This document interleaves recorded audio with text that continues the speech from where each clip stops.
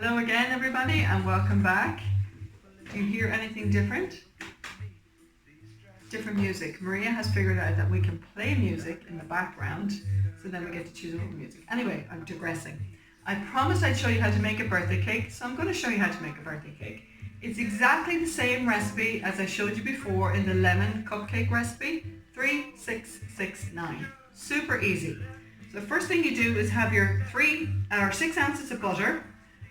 Always try and have your butter at room temperature because it's just much easier to cream it with the sugar. 6 ounces of caster sugar. If you don't have a mixer, don't worry, you can do this part by hand.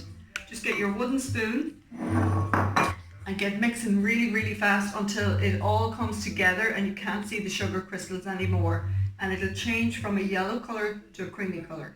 I'm going to use my mixer to do that. So guys, you can see the colour has changed to a creamy colour and the texture has changed that I can't see any sugar crystals anymore. Next thing I'm going to add is my vanilla. I ran out of vanilla essence, so I had to buy the expensive stuff, the extract. So you use a little bit less than you would normally. So usually I would put maybe 1 or 2 teaspoons of vanilla in here. I have 3 eggs that I'm just going to pop in here as well. And I'm going to beat again until they come together. Add my 9 ounces of self-raising flour, and I've also added a teaspoon of baking powder. So that's just going to go in there all together and beat again. Last ingredient I'm going to add is 100 ml of milk. I'm just going to pop that in there, and this will make the difference to your sponge being nice and fluffy and light. So I'll just mix this for another few minutes. So guys, that's it. Ready? All mixed through, nice and creamy. So I have 2 cake tins here, and I've lined them with just that, you can buy that ready bought paper. If you don't have that, you can make your own. Just cut out a circle shape, or if you don't even have that, if you don't have greaseproof paper, just go ahead and do a really good buttering of your tin. So I'm going to try and split this evenly between the 2. This is a very basic version. You can add any kind of flavouring you want to this mixture. The favourite one to make in this house would be coffee cake.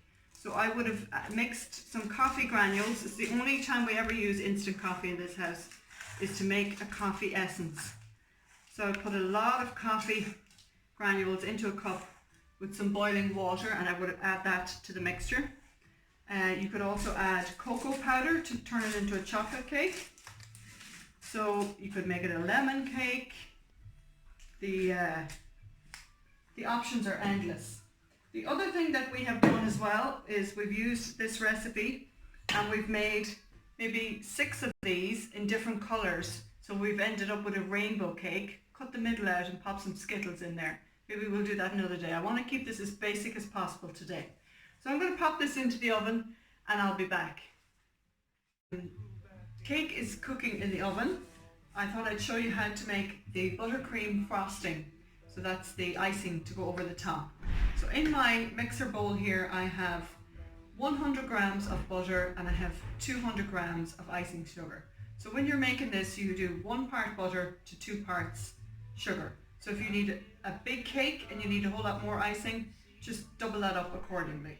So I'm going to mix this. The colour has changed to a creamy colour. I'm going to add just a teaspoon of vanilla extract to that, and I'm also going to add 100 ml of milk, and that will make it easier to put onto the cake. And I'm going to mix it again. Guys, our cakes have cooled down nicely. We're just going to tip them out, and I'm going to pop it on here. Top tip is to put a little bit of your buttercream icing onto whatever plate you're going to use so that the cake actually sticks to it. I'm just going to pop it down the cook side up, because that's the best side for putting your buttercream on. It won't crumb, if you know what I mean. I had a knife and it's just disappeared, so I'll just grab a knife here. And you want to just basically Give that a wee swirl all the way around. Now, this all depends on how much buttercream you like to have in the middle of your cake. You can pile a whole pile on here, or just leave it as just a little bit to sandwich the two cakes together. The other thing I'm going to put on here, you don't have to be too fussy about this, nobody will see it, is the jam. I just use ordinary raspberry jam. Not too much because you don't want it to spill out over the edges. Maria is now actually dancing to the music behind the microphone. Trying to cheer me up, aren't you? So there we go. Just a nice little smattering of jam. Careful not to put too much close to the edge because you don't want it to weep out over the side. And then we put our other piece on top, just like that. Now you can do this and leave it at that. You can also, instead of the buttercream, put fresh cream in there and leave it at that. I'm going to decorate the outside of it as well, and I'll just show you how to do that.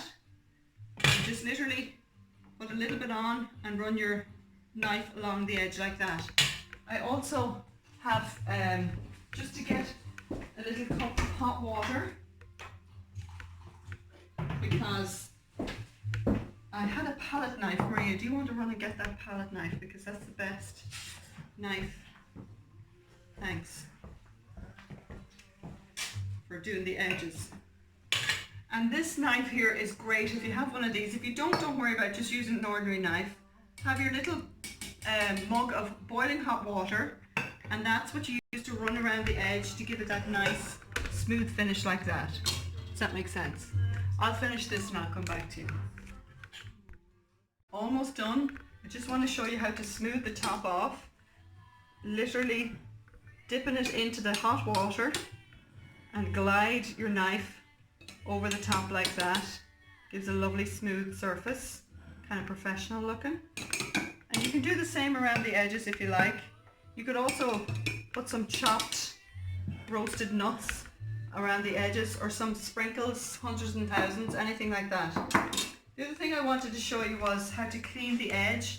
Just get your tissue and run your finger along the edge like that, so you have a nice clean surface. So the last thing I'm going to do is show you how to pipe a little bit. I've just got a piping bag here with the nozzle. I'm going to put it into a cup. It just makes it easier to pour whatever icing you have left over into your cup. Otherwise it's just, you need kind of two people to hold it. And then I'm going to show you how to just do a little tiny little bit of decorating around the top of the cake. Push that all down into the end, squeeze. And we're just going to do little roses on the top like this, all the way around. Well, they're not really roses, what are they? Flowers. So I've melted my chocolate to the point where you can still see the shape of the chocolate, but once I stir it around, it'll finish. You don't want to overdo your chocolate in there because it gets gritty and not good. Top tip, Ziploc bag, because it's nice, strong plastic. A skewer. Just stick a hole into the bottom of the Ziploc bag like that. And this is now going to be our piping bag to write. So again, I'm going to use my cup just to pour my chocolate in there. I'm just using milk chocolate today because I don't have any dark chocolate, but I do find dark chocolate is a better chocolate to work with when you want to pipe. I can't believe there's actually milk chocolate in this house. It's a bit of a miracle. So basically, just do the same thing, squeeze it out until you start seeing a little bit more like that. So I'm going to write happy birthday on here. Just like that. How nice is that? And easy. You can totally do this at home for whoever's birthday it is, because birthdays go on, lockdown or no lockdown. How does that look? Lovely happy birthday cake.